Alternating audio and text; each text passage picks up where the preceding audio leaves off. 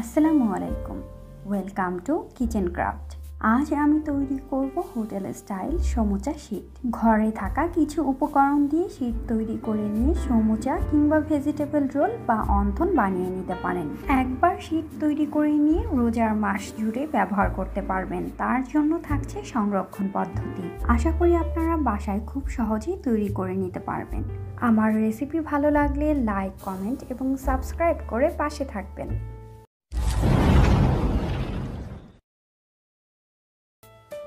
Samosa sheet তৈরির জন্য প্রথমে একটি বাটিতে নিয়ে নিচ্ছি ময়দা 1 কাপ পরিমাণ, দিয়ে দিচ্ছি সামান্য লবণ, অ্যাড করছি তেল 1/4 কাপ।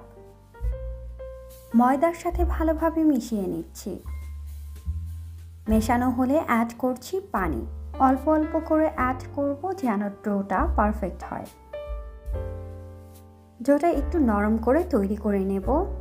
শীট বানানোর জন্য ডো রেডি।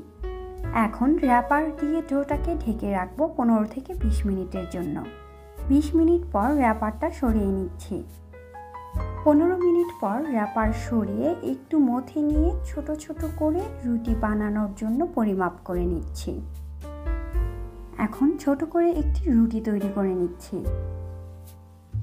রুটি তৈরি করে নেবার পর উপরে দিয়ে দিচ্ছি তেল আর দিয়ে দিচ্ছি শুকনো ময়দা। ময়দা দেবার পর উপরে একটি রুটি দিয়ে তার উপর একইভাবে তেল আর ময়দা ছিটিয়ে আরেকটি রুটি বেলে নিচ্ছি। এক্ষেত্রে চেষ্টা করবেন 3টির বেশি রুটি না নিতে, এতে করে রুটি গরম করতে সময় বেশি লাগবে আর দুই পাশের শীট একটু শক্ত হয়ে যাবে। বেলে নেবার পর দেখতেই পাচ্ছেন রুটিটা অনেক বড় আকার হয়েছে। এভাবে যতটা সম্ভব বড় আকার করে নিতে পারবেন। রুটিগুলো বানানো হয়েছে, এখন সেঁকে নিব। রুটি সেঁকে নেবার জন্য কড়াইটা গরম করে নিয়েছি। এবার রুটি দিয়ে দিচ্ছি। চুলার আঁচ মিডিয়ামে রেখে এক পাশ 2-3 সেকেন্ড সেঁকে নেবার পর উল্টিয়ে অন্য পাশও 2-3 সেকেন্ড রেখে উঠিয়ে নিচ্ছি। প্যান থেকে নামিয়ে নিয়ে হালকা গরম অবস্থাতেই শীটগুলো ছাড়িয়ে নিচ্ছি। দেখতেই পাচ্ছেন খুব সহজেই শীটগুলো আলাদা হয়ে আসছে। শীটগুলো রেডি। চাইলে এখন সমুচা, ভেজিটেবল রোল কিংবা অনথন বানিয়ে নিতে পারবেন। সংরক্ষণ করতে চাইলে জিপলক ব্যাগে কিচেন টিস্যু দেবার পর সবগুলো শীট রেখে তার উপর আরেকটি টিস্যু দিয়ে 1 মাসের জন্য ডিপ ফ্রিজে রাখতে পারেন।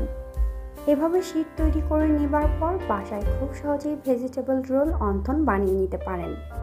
তৈরি করা শীট দিয়ে এবার একটি চিকেন স্প্রিং রোল বানিয়ে দেখাচ্ছি। এভাবে স্প্রিং রোল বানিয়ে নিয়ে সংরক্ষণ করে রাখতে পারেন। চিকেন স্প্রিং রোল তৈরি ও সংরক্ষণ পদ্ধতি জানতে চিকেন স্প্রিং রোল রেসিপিটি দেখে নিতে পারেন। খুব সহজে চিকেন স্প্রিং রোল বানিয়ে নিলাম। কথা হবে নতুন কোনো রেসিপি নিয়ে। সেই পর্যন্ত সবাই ভালো থাকবেন।